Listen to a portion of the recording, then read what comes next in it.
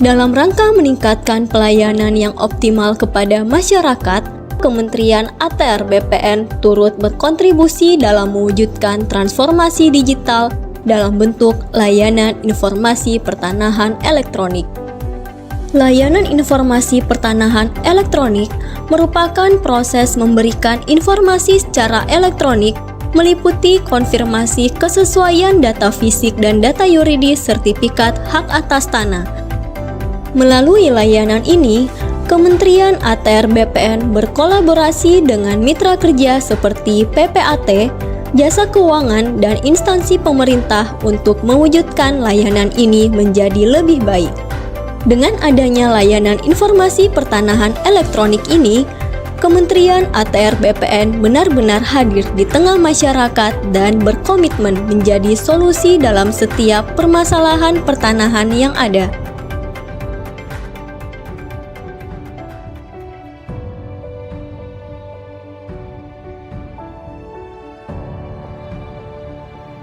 Nah, dari segi sumber daya manusia di Kementerian ATR BPN secara keseluruhan sudah sangat mumpuni dan kompeten, baik dari segi manajemen ASN maupun dari segi literasi digital, sehingga segala instrumen pekerjaan digital maupun elektronik dapat digunakan secara baik oleh para pegawai. Hal tersebutlah yang akan menghasilkan pelayanan informasi pertanahan elektronik yang optimal dan dapat memudahkan bagi masyarakat seperti yang disebutkan pada video tersebut. Dari video tersebut dilihat sisi metodenya, dengan adanya pengembangan informasi tanah yang berbasis elektronik merupakan suatu penerapan nilai adaptif ASN terutama terhadap perkembangan teknologi. Hal ini sejalan dengan kriteria Smart ASN. Kemudian dapat kita lihat juga adanya nilai kolaboratif di situ, di mana BPN ataupun kantor pertanahan tidak bekerja sendirian, tapi juga melibatkan instansi ataupun mitra kerja seperti PPAT, kemudian jasa keuangan dan pemerintah daerah guna terciptanya suatu layanan yang valid untuk layanan masyarakat yang maksimal. Di dalam video yang kita saksikan bersama tadi, Kementerian ATR BPN sudah melakukan transformasi digital dengan mengupayakan anggaran yang dimanfaatkan secara optimal untuk mengembangkan layanan-layanan elektronik yang dapat digunakan masyarakat dalam hal informasi tanah dan hal pengurusan tanah. Dalam prakteknya, Kementerian ATR BPN sudah menerapkan pelayanan prima sebagai Smart ASN. Baik, saya akan menjelaskan analisis dari segi mesin. Dalam menjalankan administrasi pertanahan di era digital seperti sekarang ini, diperlukan digitalisasi sarana prasarana secara lengkap. Pemanfaatan sarana dan prasarana berteknologi digital atau elektronik. Salah satunya apa yang telah diterapkan oleh Kementerian ATR BPN dengan memberikan kemudahan pelayanan pertanahan melalui informasi pertanahan secara elektronik. Apa yang dilakukan oleh Kementerian ATR BPN adalah salah satu contoh Smart ASN dengan memanfaatkan perkembangan teknologi untuk memudahkan pekerjaan sehingga memberikan pelayanan yang lebih baik untuk masyarakat. Material dalam analisis fishbone merupakan faktor yang berhubungan dengan bahan mentah, komponen, dan bahan lainnya yang dibutuhkan untuk menghasilkan produk akhir. Di dalam kasus kemudahan layanan informasi pelayanan elektronik, penyebab secara material adalah perlunya kesesuaian data fisik dan data yuridis sertifikat hak atas tanah yang perlu didukung dengan pengembangan transformasi digital. Hal ini sebagai bentuk dari Smart ASN juga yang mampu mendukung mewujudkan World Class Government atau pemerintahan berkelas dunia. Dalam layanan informasi pelayanan elektronik juga merupakan bentuk transformasi digital, yakni mengubah pekerjaan konvensional menjadi digital di tengah perubahan yang dinamis. Sehingga melalui layanan informasi pelayanan elektronik diharapkan dapat hadir di tengah masyarakat dan berkomitmen memberi kemudahan dan menjadi solusi permasalahan pertanahan yang berbasis digital.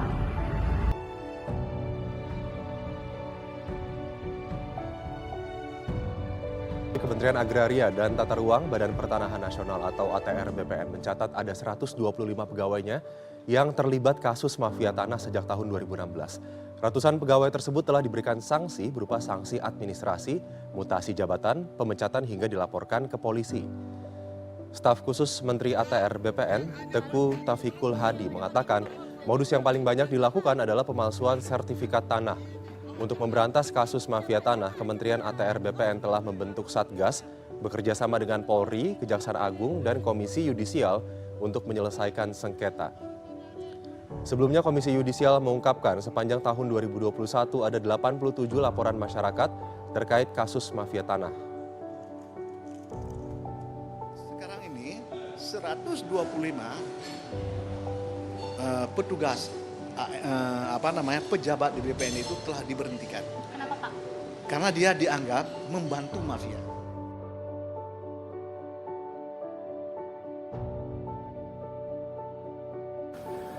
Dari kejadian tersebut, apabila dilihat dari sisi manusianya, dengan tingginya praktik mafia tanah, semakin memperburuk citra ASN secara keseluruhan. Karena untuk praktik mafia tanah sendiri tidak hanya melibatkan satu oknum dalam suatu instansi, tapi juga melibatkan oknum-oknum lain dari instansi yang berbeda, seperti ambil contoh dari kepolisian ataupun perangkat desa. Dengan adanya kolaboratif ASN dalam suatu artian yang negatif, ini yang menciptakan citra ASN secara global menjadi buruk.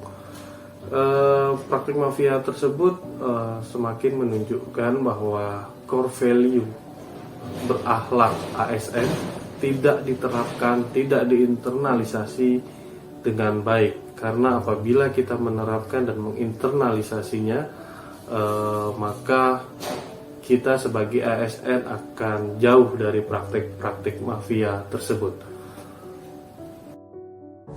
Analisis dari segi metode. Metode yang digunakan oleh oknum ATR BPN yang terlibat kasus mafia tanah adalah dengan pemalsuan sertifikat tanah. Apa yang dilakukan oleh oknum tersebut tentu sangat menciderai konsep manajemen ASN dan smart ASN. Karena tidak memberikan pelayanan yang profesional dan berkualitas serta tidak sesuai dengan kode etik ASN, sehingga mencoreng martabat dan kehormatan ASN.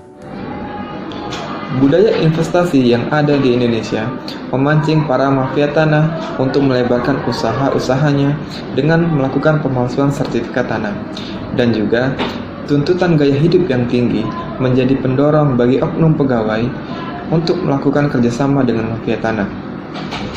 Perilaku ini adalah salah satu bad practice sebagai ASN yang tidak menerapkan nilai-nilai berakhlak dan juga tidak memahami tentang manajemen ASN dan smart ASN.